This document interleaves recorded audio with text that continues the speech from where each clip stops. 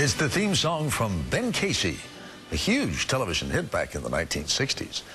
Dr. Casey was purely fictional, but today you could program an entire MDTV network with all the doctors on the air. Only this time, Rita Braver tells us, the doctors are real. This is without question not the best part of this job. They primp. Smart lipo's just, it's the new kid on the block, you know, so we'll talk about that. And they prep. Do we have props for that one?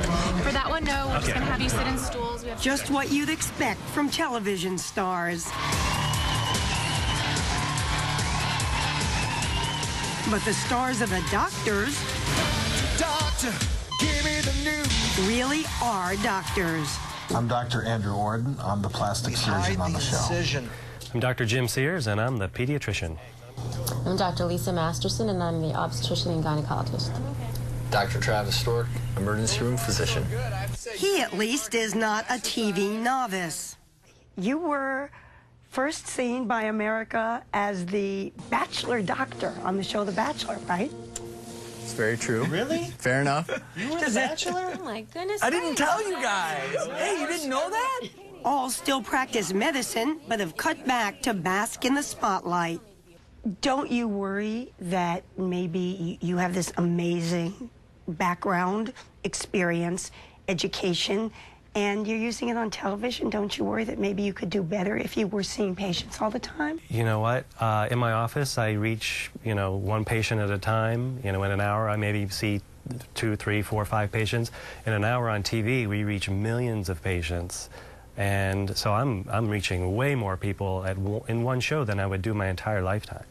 They take on serious medical issues. Today we're setting the record straight. We're updating you on everything that you need to know to keep you and your family safe from the swine flu. How do you wipe correctly?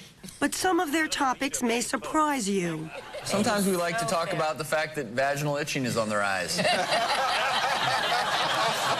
Is it hard to talk about that stuff in front of the whole world?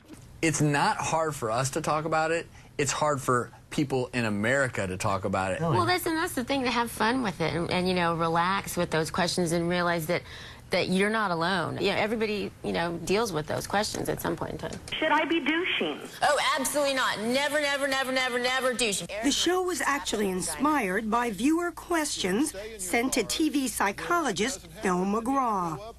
People saying all the time, look, I know, Dr. Phil, that you're not a medical doctor, but you do have access to them. His son, Jay McGraw, is executive producer of The Doctors, which is distributed by CBS. It's the top-rated new syndicated show and airs in 25 countries. We have a responsibility that a lot of television shows don't have, because we're giving you information about you, about your health, about your life. And so we have a responsibility to get it right. Every time, without exception, we've got to do our homework. Americans have always loved fictional doctor shows. From the days of Ben Casey and Dr. Kildare in the 1960s. Okay, say oh. Oh. Everybody say ah. Oh. To Scrubs and Grey's Anatomy today. Dr. Bailey, who you got? Christina Gus. But lately, real doctors seem to have increasing star power. Every major network has at least one. Dr. Sanjay Gupta of CNN and CBS was even considered by President Obama for Surgeon General. There's some exciting things going on out there. Dr. John LaPook is on call for the CBS Evening News. What's the advantage to having a doctor explaining medical issues to the public? I think probably we're better at putting it all in context to give it a good, proper perspective. Ginenthal is in the first stages of Alzheimer's disease, but is doing everything he can to build his body to protect his brain. He says that stories like this on Alzheimer's help people understand that others face similar problems. I think people do feel isolated and alone when they have illness. So I think shining a light on it, doing it gently, and adding information, putting it in perspective, saying what people can do about it, I think that's a real service that we can perform. And it's a service that many doctors are eager to perform, even just making guest appearances. About how many doctors do you figure that you have represented over the years? I would say probably it numbers in the hundreds. Katherine Rothman, founder of the New York public relations firm KMR Communications, lines up TV appearances for doctors. You think that when consumers go into a doctor's office, they're more impressed with TV appearances than with fancy degrees on the wall?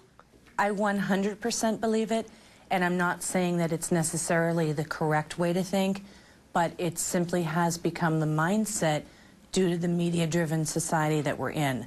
What's the hierarchy of where doctors want to be? The holy grail is always Oprah.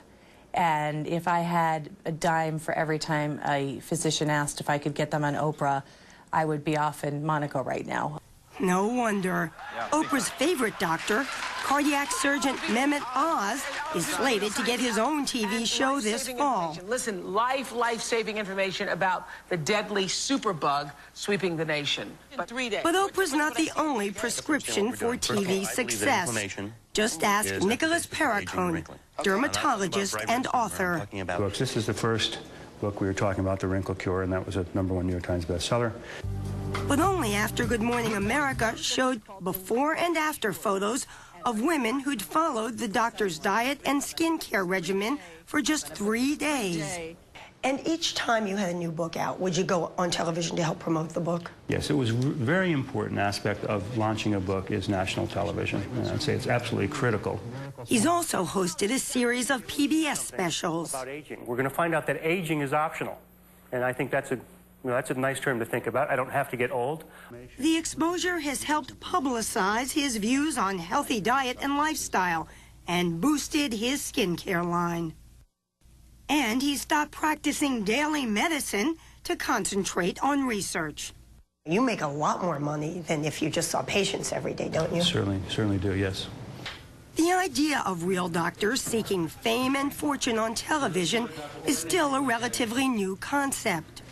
20 or 30 years ago, if a physician went out, it was kind of called ambulance chasing.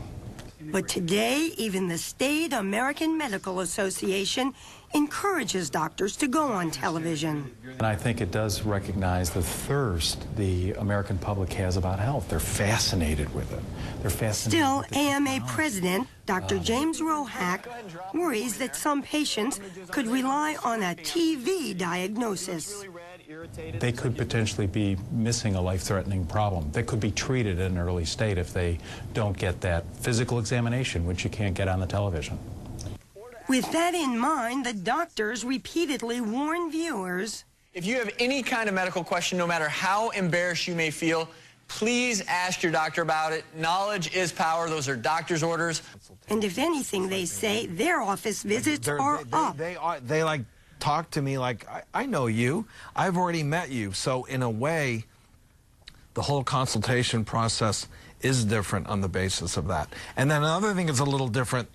We're talking, they go, well, will you sign an autograph for me too? So that is a little out there.